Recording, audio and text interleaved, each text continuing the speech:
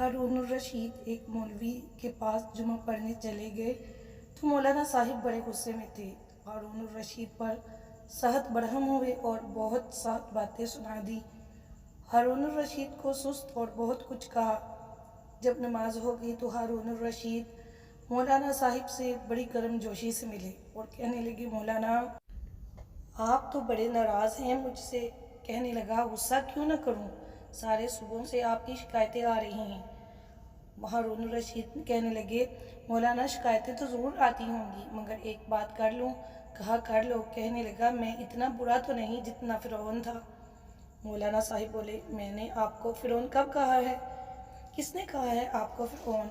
تو ہارون الرشید کہنے لگے، مولانا صاحب آپ سورہ طٰہٰ پڑھیے، جب حضرت موسیٰ علیہ السلام فرعون کے پاس جانے لگے تو رب کریم نے فرمایا، موسیٰ فرعون سے نرمی سے بات کرنا۔